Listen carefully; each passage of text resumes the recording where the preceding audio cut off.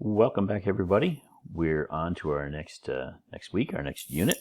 And this week we're going to talk about interview basics, and definitely we're going to talk about basics here. But I find this to be probably the most fascinating part of investigations. It's the part that I love the most. Look, writing an investigative plan, you've all done it, and it is hugely important, and we all have to do it if we're going to do our jobs right. But frankly, it's not the most exciting thing in the world to do. I like the setting the stage and the actual interviews themselves. It's just kind of, my sweet spot for this. And I also like writing up the reports, believe it or not, because I think that's, really important that you get all the facts down and get them straight. And I just like to write, I guess. But interview basics is this week's topic. And let's talk a little bit about what we learned so far on the setting up of the interview so we can start on the right foot. So in last week's unit, we talked about the place and setting of interviews, and they need to match the witness. If you take away anything from that, know that the place that you interview somebody really needs to match the type of interview you're doing. A witness supportive location, the person's office, is great if they're providing information to you, right? If it's the accountant who's helping you with a fraud investigation, and you're meeting with them in their office, is a great way to do it. Otherwise, if you meet in yours, they're going to be constantly running back and forth. It's just a matter of logistics. Any of the tools they need to provide you information. And remember, they are a witness. There are eyewitnesses, and there are witnesses that provide just information to help you build your case. They are still considered witnesses in our case, right? They're not otherwise involved. They're providing information. Having them in their office is a perfect place. Eyewitnesses, potential suspects, and subjects, on the other hand, should be interviewed in a neutral location or investigator supportive environment, depending on the look of that. And by that I mean, I work from home now, but for years I worked out of different offices in different parts of the country. I've always been U.S. based, but the role's global, so I'll go places and work out of hoteling offices, as they call them, right? But in my offices, I didn't hang up certificates. Every time you go to different trainings and different courses, you get certificates, and you should be very proud of those things, your Slippery Rock degree being one of them. But be very careful if your Slippery Rock degree says that you are, a corporate security specialist. That may not be enough to turn somebody, but certainly I have certificates that say I have advanced credentials in interrogation. If I'm going to invite somebody in my office to have an interview with them, I don't want that hanging on the wall next to me when they're talking to me and they're looking up and they're seeing that. Remember the distractions. That can be a major distraction too. So, the investigator supportive environment, meaning your office in most cases, is easy for you, but you really got to make sure that you don't have things lying around like, your Officer of the Year award and your credentials on interrogation and interviewing and, books on the subject all around, that this person is going to get the clue that maybe you're not going to be as easy a conversation as they'd hoped. So the neutral locations are really where we want to be. We talked about those, getting them out of the way, keeping down the distractions, the seating arrangement for people and with observers. So let's go from that and start to talk about the interviews themselves. So why do I say basic interview techniques? Well, because there are so many techniques out there, so many different strategies, so many different ways of doing things, and some of them are contradictory, quite frankly. You can't learn them all in 15 weeks. You can't learn them all in certainly the 2 weeks or 2.5 I'm hoping to dedicate to this subject, although we will be talking about interviews in every unit going forward in some fashion. They're related back to this interview process. But, 15 years, okay, you'll get really good at it if you do it enough. But 15 weeks, you're not. We're going to talk about some very basic techniques. I'm only going to give you a few, but I just want you to get a flavor for some of the ones that have been more successful for me and for others. Witnesses who are supplying artifacts, basic info, they're really just conversations. So we don't need to really employ a lot of interview techniques to those. They're a business conversation. I'm coming to you as the person who runs the access control system for my facility, and I want to know when Bob came and left the week of November 10th. I don't need a technique to talk to you. I only need to tell you that what I'm working on is confidential and that you are bound by confidentiality agreement with the corporation, and therefore what we discuss stays with us. And then I just ask you for what I need. So when it comes to those types of witnesses, there is no special way to talk to those types of witnesses. They're going to be cooperative because they have nothing to hide. They're simply providing you with artifacts and information. The big challenge comes when you have reluctant witnesses, and essentially when you've determined that your witness is indeed your subject. And normally you will know that before you go in, although something could turn in an interview that really, lights your eyes up and says, oh, I got him right here, right? For the most part, your other evidence will be very supportive. That's why you stick with that investigative plan to get everything aligned before you go into the interview. But we're going to concentrate really on the reluctant witnesses and suspect and subject interviews, because those are the ones that are hardest to navigate. So, the first thing you do in an interview is an introduction. Even if you know this person, even if this is somebody you run into the hallway with, or you may even work on projects with, you have different roles generally as a security manager, and most security managers will be doing these types of interviews, if not done by HR, compliance, or someone else, depending on the topic. But if you're doing it as an investigation, you need to introduce yourself in that role.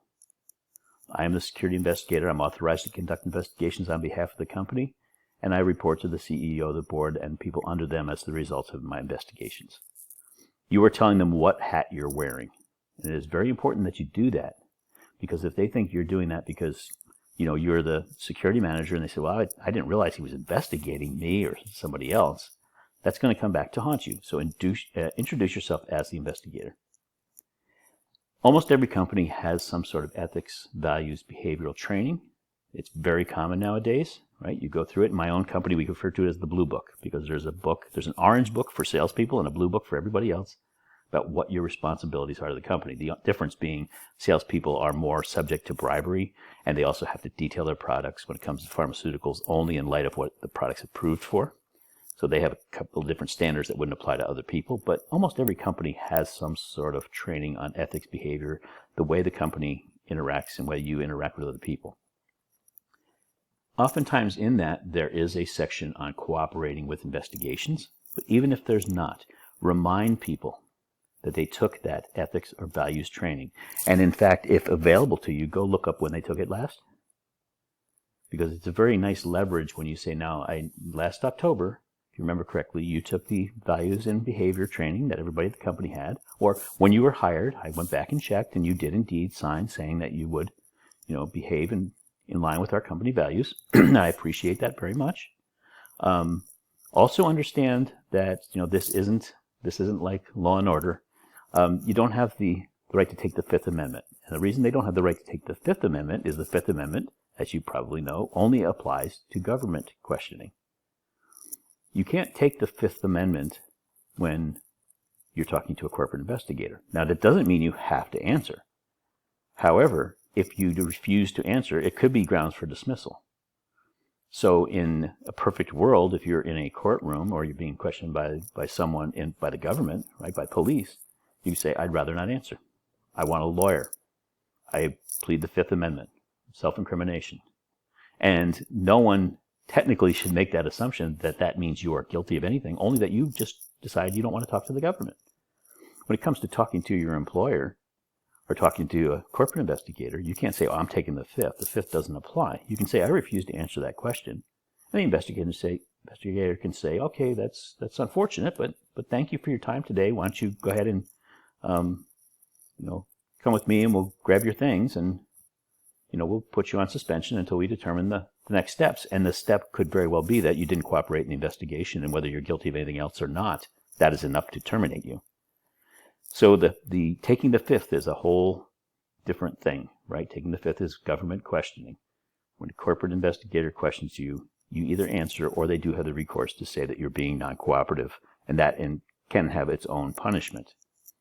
But once you give those admonishments, they sound very official. And you should probably write out a statement, much along the lines of what I've got here. But then when you're done, I've always found that if I smile, I say, I'm glad that's out of the way now. That's all the official stuff, right? Now we can, kind of have our talk.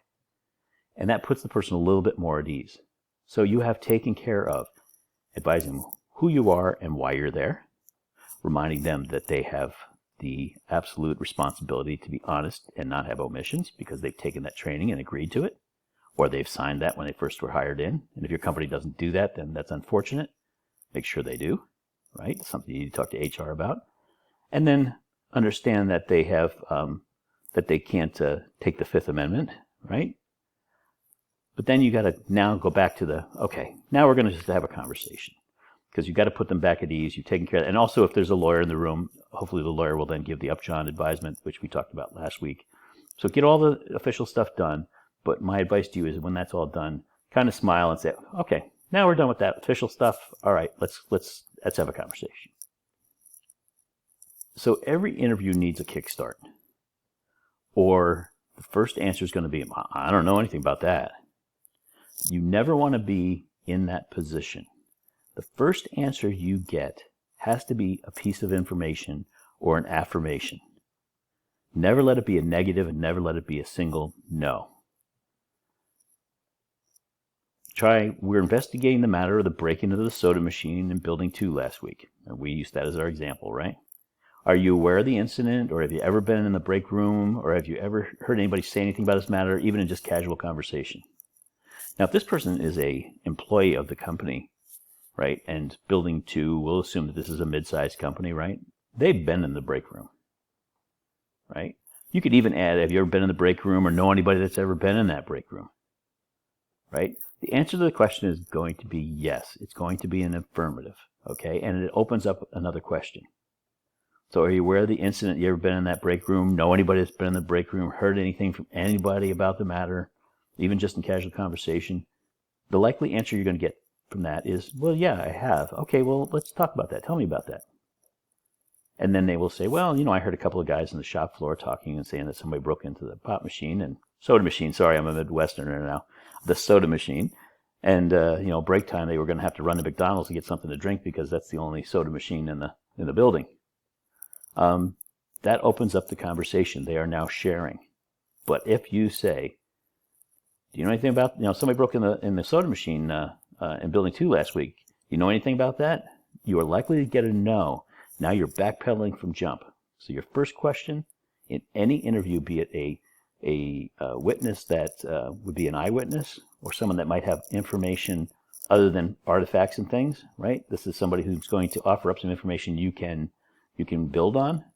Always needs to be in the affirmative. Always look for some sort of a yes or an open-ended answer that gives you that sharing opportunity in that first question. It will start the conversation. So we're still with that relatively friendly witness, right? Potential eyewitness, potentially a witness who may have seen or heard something that you can use. Not somebody who's sharing artifacts generally. You're going to try to ask open-ended questions. Now, most books you will read on this subject always say only ask open-ended questions. And unfortunately, that's just not possible. Remember, when somebody answers a question, it's going to open up another question for you. You can't have them all written down. I think it's smart for you to write down questions that you plan to ask, that you need answers to, and write them in a way so that they're open-ended. And by open-ended, what do I mean? Well, I can ask you, what might be a reason someone would do this? Rather than ask you, do you know why someone might do this? We're kind of asking the same thing. But if I ask you, do you know why someone might do this? No, I don't know why anybody would do something stupid like that. We're done. If I ask, what might be a reason someone would do this? You might say, well, I don't really know. I don't really know. Well, what might be a reason? I'm asking an open-ended question. I'm not asking you for the reason. I'm asking you what might be a reason. If nothing else, the person's going to say, well, I don't know, maybe they needed the money. Have them give you something. You are trying for that sharing opportunity here, right? That's your foothold. So when you can use open-ended questions, they are best. But it's only really going to be able to be used when they fit the time and the questioning line, right? When they fit in. They don't always work. Sometimes it's a yes or no answer when you get down to, refining your questions, and that's okay. So don't get hung up on open-ended questions, which is something that most books on this subject will just insist upon. You can ask something like, was anyone you know involved in any way with the incident in break room? Not saying, asking if you did it or if they did it, but rather do you have any information about those who might be able to help clear the matter? I'm asking for partnership in that question. I'm looking for additional leads in that question. I'm understanding their involvement.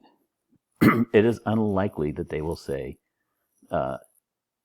nothing, right? I don't know anything. because you wouldn't have brought them in if that were the case. You have something, some reason you asked them to come in. They're part of a work group, and work groups talk, right? They happened to be in that building that night, and there were very few people when this soda machine, was broken into, right?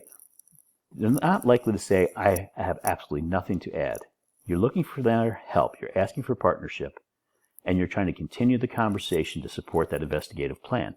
Remember, your investigative plan is going to give you a list of questions, things that you need to be able to prove, right? And you're going to pull questions that you're going to ask people about those. And so you really want to continue on that path of the investigative plan with this witness who is not a suspect, and you really want to get into a partnership of conversation. That's hugely important. There's one question or small set of questions that you should always ask about midway through in any interview. And that is, when we identify the person responsible for breaking into the soda machine, what, in your opinion, should happen to them? A reasonable person would say in the workplace, when we find a person who broke into the soda machine and stole the money, a reasonable person would say, well, they've got to be fired. They can't be trusted. But if someone says, well, I don't know, it really depends on why they may have done it. They should have a second chance. Second chance is a huge indicator. When somebody in an interview suggests extreme leniency for the perpetrator of a wrongdoing, if it doesn't match the crime, right? We always talk about the punishment doesn't match the crime in the opposite direction, right? Some states have three felonies, and in Michigan, in fact, where I live, 3 felonies, and you do life. You commit 3 felonies, you do life. Well, if the first 2 were armed robbery and the third one was failure to pay child support, which can be a felony in the state, I'm not so sure that that punishment fits the crime. I may have put them into life sentence for second armed robbery because they're an idiot. However, that third one, gosh, is that really the thing we're going to put somebody in life for, right? They should certainly be punished, but I'm looking for rationality there. But in this case, when the leniency just doesn't match, right? I mean, the crime here, breaking into something, stealing money in the workplace, that's normally something people get fired for. But when they say, I think they should maybe get a second chance, I don't know, maybe they should definitely be written up and this should be their final warning. What they're actually telling you is either they or someone they know or someone they suspect was involved in this, and it's someone that they are close with, that they have a friendship with, and they believe that they are setting the stage for leniency with that statement. Huge commitment to the truth. If you find someone that gives you that second chance on answer to something that never should really get a second chance, the reasonable person test would say it doesn't, then you have a person who knows more about this, and you need to continue down that line of questioning. And perhaps they may even be a subject or a suspect, which is something that you need to consider at that point. So next we move on to a step called elimination and association. And especially if that person has given, the extreme leniency answer to your second chance question, now's the time to kind of hone in and see what they really know or who they really know. So a couple questions you can ask. Can you help me understand who was definitely not involved? And likely say, well, there's a whole lot of people. Okay, list them. Just go in your work group. And they will list people who are not involved in order. It is how the mind works. Well, it definitely wasn't Jim, and it couldn't have been Sally. She wasn't here that night anyway. Mary, no way. She's no. You get down to the work group, and then down toward the bottom of the list is really the ones that they potentially suspect. And you ask them, even if you have a gut feel, is there anyone I should be speaking with more directly on this matter? Whether or not they were involved or not, who should I be talking to? And it is very likely that it will be someone near the bottom of the list. It's because they have pulled out the least likely suspects to the most likely suspects in their mind as they list them when you asked who's not involved. Did they answer the question? Did they say, well, me for first? Because the mind certainly should be going to there at this point, right? When you ask who's not involved, did they mention themselves? Did they suggest others? In a small work group, We all know everybody, right? If something happens in the workplace, they all have a gut feeling. The minute they were told that a wrongdoing occurred, the human mind said, this is who I think is responsible for it. That is how the mind works. And so when they tell you who was not involved, when they list that list of names, start from the bottom and ask, should I be talking to this person? Might they have some information for me? And essentially what they've given you with that list is the least likely to the most likely suspect by simply going through a process of elimination in their mind. So if the person that you're interviewing, in your opinion at this point, is a non-suspect, right? You don't believe that your other evidence, you went in, with your investigative plan, you've gathered up all the rest of the artifacts and things, which we will talk about how to do that coming up here in the next weeks. But you've gone through that whole list of artifacts and information, and you determined they are not really a suspect, right? And this line of questioning that you've just gone through, at carrying on the conversation, right? It's really all it is carrying on a conversation, keep them talking, don't give them opportunities to shut down. They will likely name someone they suspect, and they might be incorrect, by the way. But your purpose with a non-suspect interview like this is not just fact-finding, but it's finding new leads and sources as well, which may or not be factual, may or not be correct, quite frankly. But you have a dual purpose when you're talking to non-suspects. You want to understand what they understand, but you also want to make some connections and understand who else you should be talking to. Who did you miss on your witness list, right? But what happens if you have a lot of information from evidence and artifacts that suggest the person you're talking to is indeed a suspect or subject of this investigation? This is a point now where you kind of pivot into a subject or suspect interview. Not an interrogation, still an interview, still the same business-like, confident, friendly conversation that you're carrying on, but you're going to pivot to a kind of a different line. So when you have the reasonable suspicion that you do have the suspect and or subject in your interview at that point, okay, you have strong documentary evidence, the artifacts, everything else, other interviews you've done, everything kind of points to this person. And now in the interview, for lack of a technical term here, they've gone squirrely on you, right? There's things they're saying, they're not adding up. You can tell they're being evasive. Ask this question: will you confirm that you did work during the time of the break-in and that you do have access to the break room? And the reason that you ask the opportunity question is if you don't have opportunity, you have no suspect. They had to have been able to do the crime in order to be the one who did the crime, right? Plain and simple. A circular argument there, right? You couldn't do it if you couldn't do it. You're asking for that opportunity question right there because if they say, well, no, I couldn't have. I didn't work that day. I took vacation.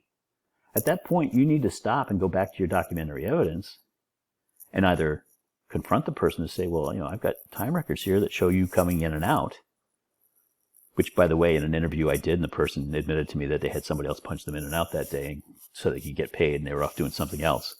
Just snowballed, right? But you need to go back to your documentary evidence, either in that interview or to say, okay, we're going to need to regroup here a little bit. What I'd like you to do is go back to work, and I will call you back in, or potentially suspend them if you really have enough evidence otherwise. Don't move forward if they dispute the opportunity, because you need to make sure you have solid documentary and other evidence, other witnesses that will put them available to have done this wrongdoing. It is the number one failure if you go past that opportunity. They say, no, it couldn't have been me because I wasn't here. And you start to argue and then find out they weren't. You're going to jam yourself up. So get the opportunity question out first when you're going toward a suspect and starting to pivot on this interview so that you can make sure that they at least admit that they were available and able to have committed the wrongdoing before you move any farther. So now you've pivoted to the suspect/subject interview. And we're going to start to plant seeds in something called baiting techniques. And it really, I don't like the term, but that's the term that's used. But it really is in some ways, you're baiting someone to bite on something that they find palatable. Okay? So let's think about some of the baiting technique questions. Is it possible you were in or around the break room when this matter occurred? Not saying you did it, but is it possible you were in that area? Well, if they were around and in the building, then it's probably possible they could have been there, right? If they were available that day in the workplace, they've answered the opportunity question. Then the answer is, well, I guess that's possible. Then maybe follow up with, I'm not saying this is the case, but is it possible the machine was left open and after opening the door to grab a soda, someone just decided to take the money? They didn't plan it, it just happened. I mean, is that possible? Well, of course that's possible. The answer is yes, that's possible. I mean, we don't know what happened exactly just yet, right? We don't know what the motivation was, but that is absolutely a possibility. What you're doing is you are offering possibilities of what could have transpired. If this person is indeed your subject and you are of high confidence that indeed you have the right person, you are going to need them to agree to some reason that they did this. And remember our why. We don't care why. What you're trying to do is to get them to take a why that they find palatable, that makes them less evil, right? They've done something wrong. They want to save face. That's what we use baiting techniques for. So in your baiting techniques, you're really trying to offer an explanation. Some way for the person who did it to save face. You know, I'm not saying this is the case, but could this just been a momentary lapse in someone's judgment because the machine was left open, right? Maybe the machine took the person's money. You know how those machines are. They take your money all the time and, you know, bang on the machine. Like all of a sudden we shake the machine and nothing comes out. It's very frustrating. And, you know, look, if that's the case, I don't know, maybe because it looks like a screwdriver was used to open it. Maybe somebody just had a screwdriver. They were trying to, you know, to get the machine to work so that when everybody came for break, they could, you know, they could use the soda machine and, you know, the thing just popped open and maybe they just left it popped open and somebody else came and took the money. You know, trying to figure a way that this could have happened. You know, maybe somebody really legitimately, you know, found the machine open and, you know, when they put their money in, nothing came out. They rattled the machine. The door was open. They opened it up and they said, well, yeah, let me take my screwdriver. I'm a maintenance guy. And they were fiddling around with the coin box. It popped open, machine still didn't work, they closed it up, they walked away, and somebody else came and took the money. You're giving them an excuse as to why they may have been involved. We don't care whether or not what they accept and what they may admit to is true in this case. That may sound foreign to some of you. I don't care what the why is. I don't care why they did it. Right? Is it possible somebody's having such tremendous, you know, financial issues now, and everybody's scared because, you know, it's been layoffs of the company, and, you know, everybody's really just kind of scared right now. Maybe somebody just got frightened and took the money for that reason, and they'd never stole anything before, but now, you know, with all the pressures of the layoffs, people were getting scared. Maybe somebody just wanted to get their money back. You know, they got frustrated because every day for the last week that machine's taking their money. You keep offering explanations that are somewhat face-saving and palatable to that person.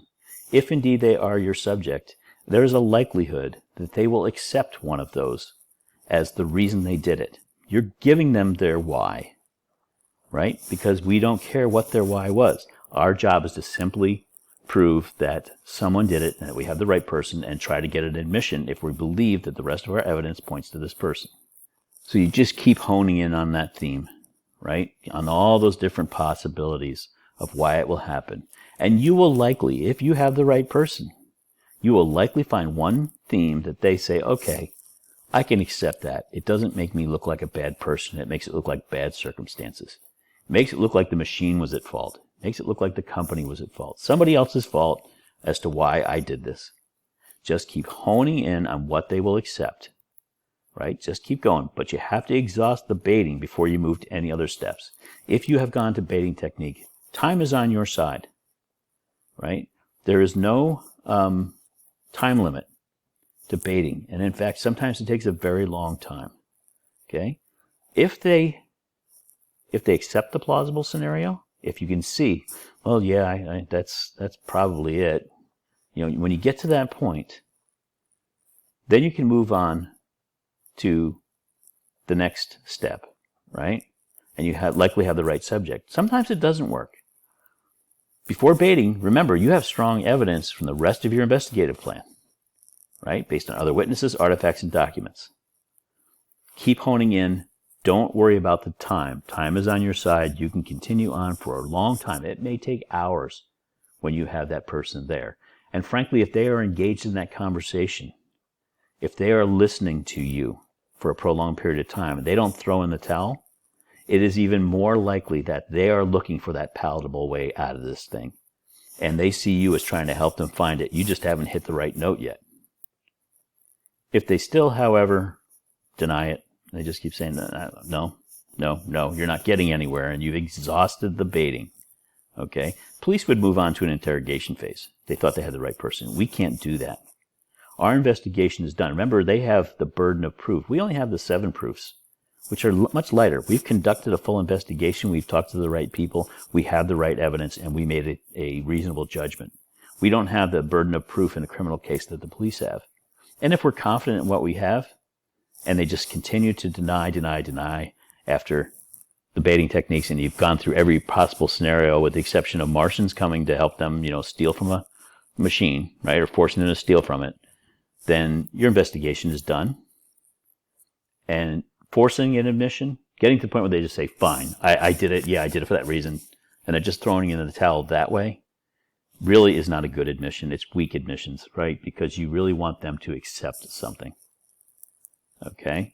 If you get anything from the baiting, and you keep the line going, time again is not the problem, keep it going. If they're close but just won't go over that edge to admit, it's time for something called a positive confrontation. A positive confrontation is where you suggest your evidence implicates that interviewee. You're going to lay your cards on the table, and there are certain reactions that are very much telltale when you do that. At that point, you have your artifacts and other evidence to point to this person. You've gone through all the baiting, and they just won't go, but they're close. You think they're close, right? They haven't shut down. They're still, waiting for you to come up with the right answer, but you just can't find it, right? Be patient, but if it doesn't, this is a statement that you make. We've collected a fair amount of evidence. We have witness accounts, photos, video, other artifacts around this matter. And unfortunately, our investigation has concluded that you were indeed involved in the matter, Bob. Basically, what you're saying is, everything we've talked about so far, you've been beating around the bush, but, basically, our investigation has concluded that you did it. You don't say, I know you did it, you know you did it, admit it.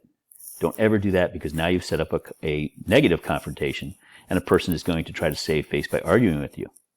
You basically say in a business-like way, we've looked at all the evidence and everything's here, and in fact, you did it. In fact, you were involved in this matter.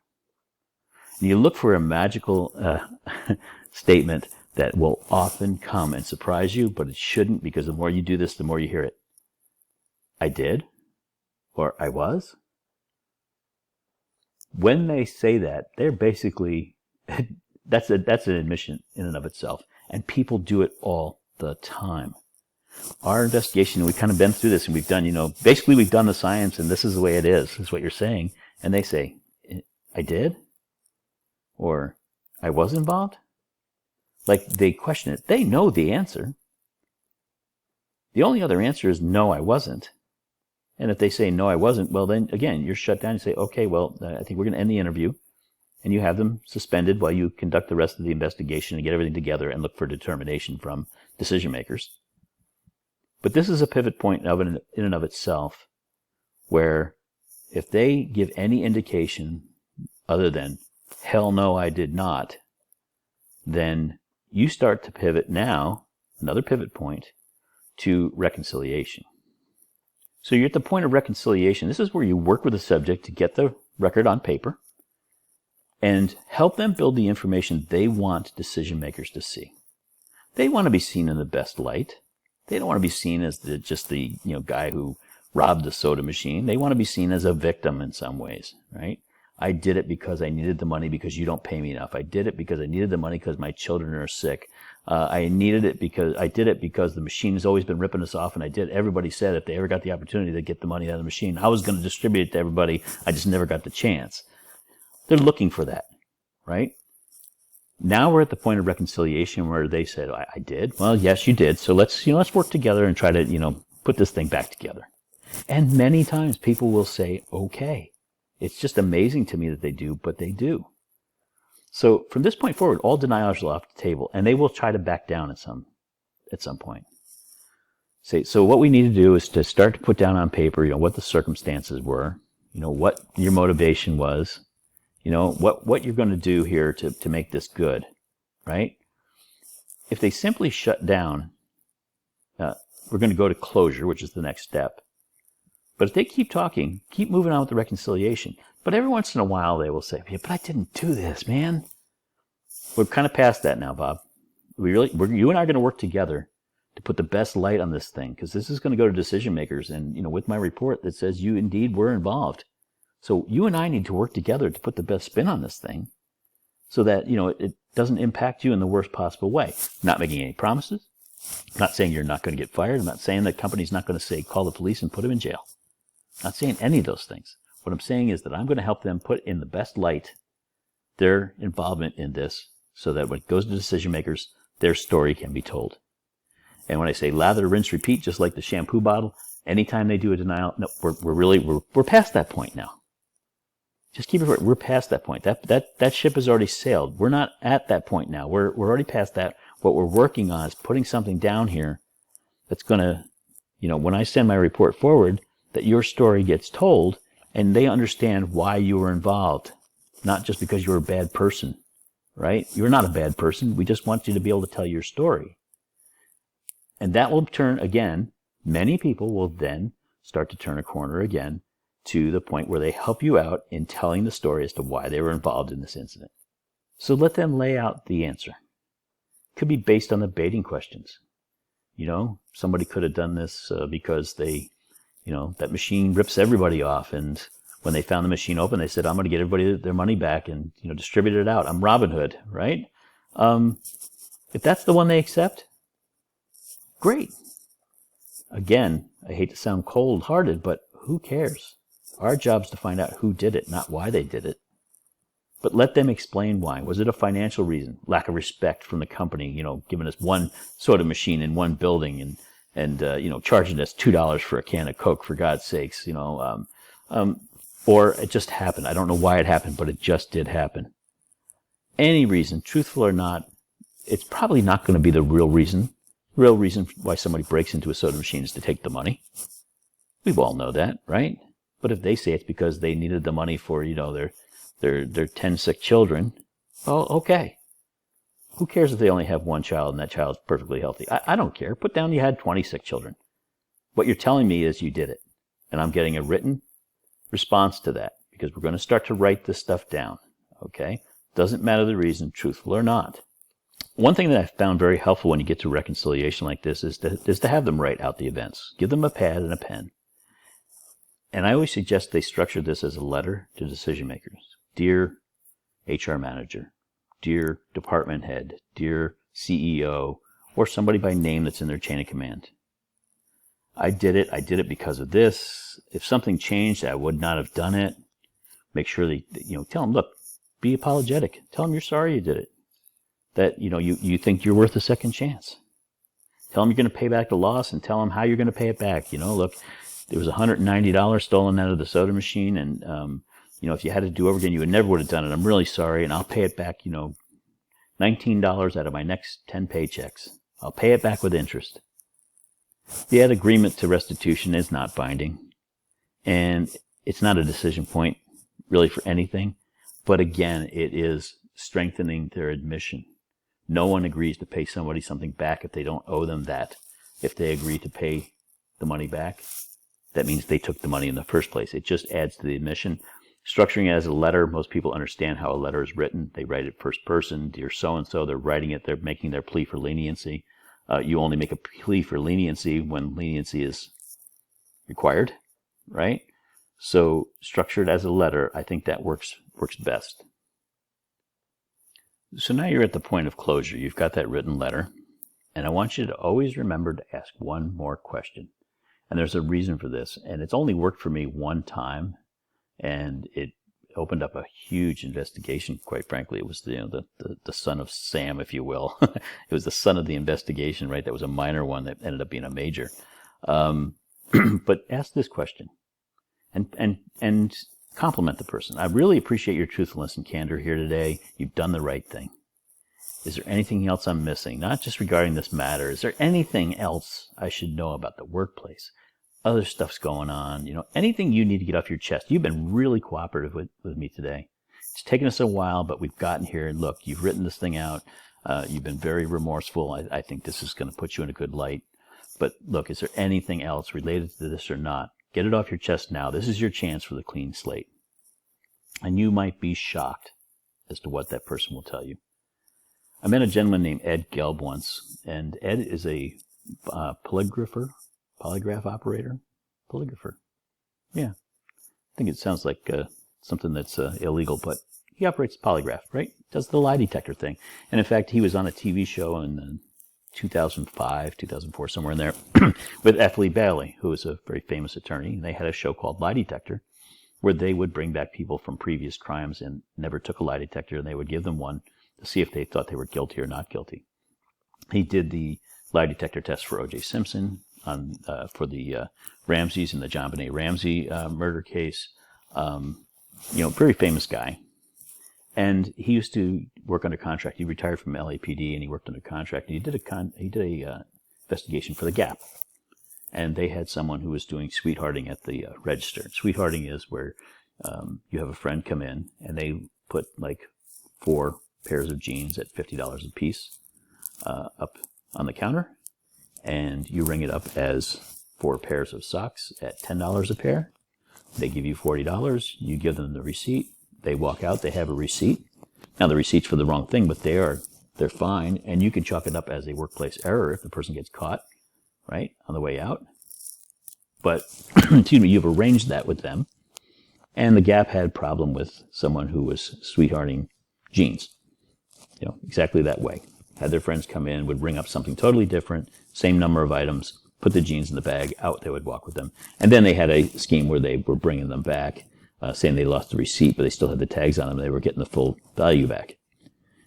Ed asked the person, after they went through this entire process, and they admitted it, they wrote out their apology letter, and everything was good. Ed said, is there anything else that you would like to tell me that, just to get it off your chest? You've done the right thing. And he didn't really do this as a matter of practice. And he did that, and the person said, yeah, last Tuesday night, me and a buddy, we were downtown, and we killed a guy. What they'd done is, excuse me, there was a homeless person living in a cardboard box. They were 2 teenagers and out having what they thought was a good time, and they thought it would be funny to light the box on fire. And unfortunately, the person inside was passed out, and when he jumped out, he fell, actually hit his head, and died on the spot. So they were responsible for his murder, and they admitted to him, the one person admitted to him, that they indeed were involved in a murder. Now, I doubt very highly whether somebody's going to admit they murdered somebody. In my particular case, I asked the person, and they told me about another matter that ended up being a very large embezzlement case because they wanted to get it off their chest. They think they knew they were going to be fired, and they wanted to take down somebody on their way out, which is what they did. But they knew it. And when he asked that question, had I not asked that question, it may not have come out. So, always ask that question. Is there anything else? If they've gotten everything off their chest, they want a clean slate, give them the opportunity to do that. So there are some important housekeeping issues, if you will, with closure as well. And if you get these wrong, that can be disastrous. So once it's done, invite in either the HR manager or the person's manager or both, right? Not a big crowd. Someone in their chain of command and in front of the subject. Let them know that Bob has been cooperative, but Bob's going to need to be away from the workplace for a little while you finish up the investigation. Don't go into any details that Bob's admitted to anything unless they really push, but they shouldn't. You should prep them ahead of time that if something happens, you'll let them know. But that, there's reasons that Bob needs to be away from the workplace. Very calmly. And while you continue the investigation, and they'll say, okay. You ask the interviewee if they have any immediate needs, right? Anything in the workplace. When I talk about immediate needs, right? You got called into an interview, your car keys and your cell phone and, other personal effects you need to to get yourself out of there are in your workplace. Okay? Don't talk about, do you have any family pictures or anything like that? Don't make it so much so that it is a formal termination at that point. If you start telling them to take family pictures home, to go through their work effects and give them a cardboard box, that is a final thing. And you don't want that finality at that point. This person is vulnerable, they're raw. You just want to get them out peacefully, right? Just ask them if there's anything else, and then send somebody else to get them. You stay with the interviewee. Couple reasons. Again, they're vulnerable. You also don't want them to be walking back around when you're not there, talking to other people, letting them know what happened, or making excuses, or saying you're out to get them, toxifying the workplace, right? So once they get the things they need, somebody runs, gets their car keys, their glasses, their coat, lunchbox, whatever else they might need right then, right? Just the immediate needs. You walk them out, just you. Okay? You tell them to contact you going forward, no one else, not to call others from the workplace, right? They're still working for the company. Don't call others in the work group. Don't call the boss. Don't call HR. You only communicate with me going forward now. Okay? They're going to ask you, do I need a lawyer? And you always tell them that's their decision. Nothing's been decided here yet, because it hasn't. You haven't had the discussion with HR yet, right? Most likely Bob's going to go. He's going to be terminated. Nothing's been decided. Don't advise them they do need a lawyer, or don't ever tell them they don't. If they ask you that, and they will ask, do you think I need a lawyer? Nothing's been decided here yet. That's really your decision, Bob. But we haven't decided anything yet. In that case, they most likely will not, which makes things a little cleaner. But they certainly are able to do that if they want to. That's their legal right. And then tell them that, look, I'm going to need to get your access badge and your keys to hold while we figure this thing out. And I need you not to return and not to call anybody, like I said, until you get called by me. And if you have questions, you can call me, Bob. But I need you not to come back into the workplace and not to bother other people, not to call them, okay? And not to discuss this, especially with coworkers, because we're not done with this investigation yet. Bob will adhere to that. Now Bob's walking the straight and narrow. Very seldom will they violate that. Make sure you get their access badge and their keys just to hold, and emphasize, because when you take somebody's keys and their badge away, their ID badge for a company away, that is synonymous with being fired. So you need to tell them that I need to get those just to hold while we figure this out.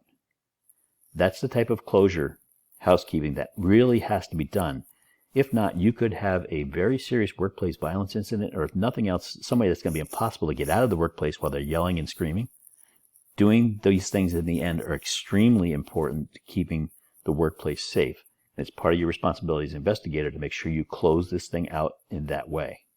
So we covered a lot, and we covered very little on this issue. As I said, I only gave you a couple of instances, baiting techniques, the steps through reconciliation and closure. Really did not even touch on what can be done in interviews. But I think you get the idea that this is not something you learn in 2 weeks, 15 weeks. You learn it over time. But these basics are things that you can use to build upon. Okay? Interviews take practice. Witness interviews can become subject interviews, whether you like it or not. So you need to be ready for any witness that even remotely might be involved in the actual wrongdoing. Be ready for that pivot point just in case it happens. Don't go to it unless you need to, unless you're very confident and your other evidence tells you that. But be ready. When a subject indicates leniency, and no second chance, I think the person deserves a second chance for something that not a reasonable person would think that someone deserves a second chance.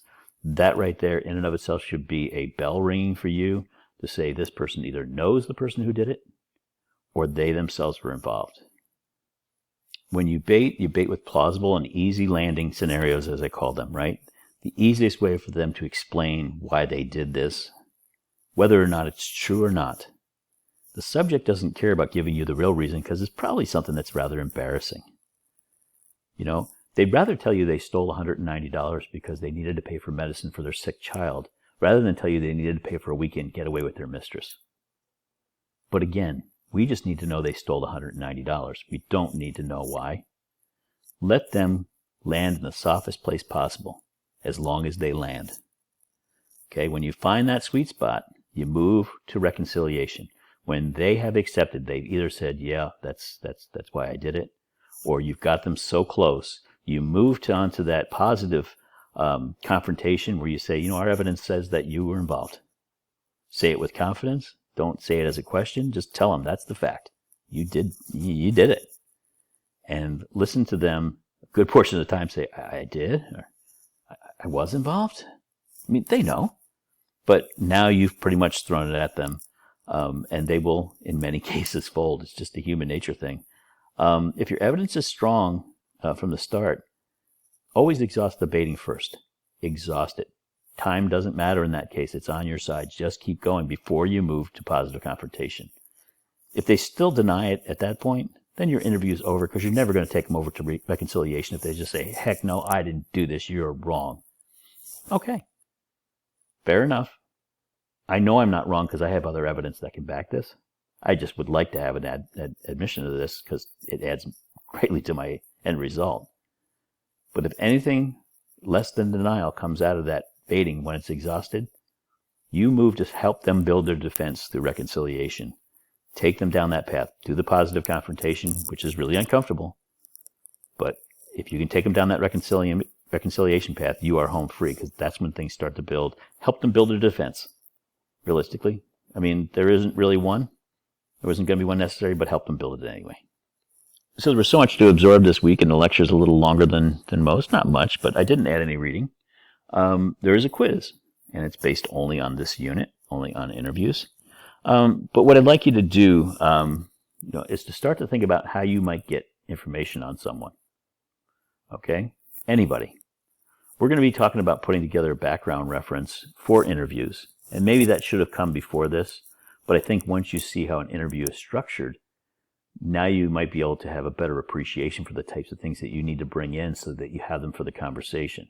So next week we're going to start talking about tools. So once you've done the lecture now, thank you for your attention on that. Once you've done with the quiz, I want you to start thinking about how you might get information on somebody. Heck, use me if you want to. I mean, I'm sure there's good and bad information about me out there somewhere.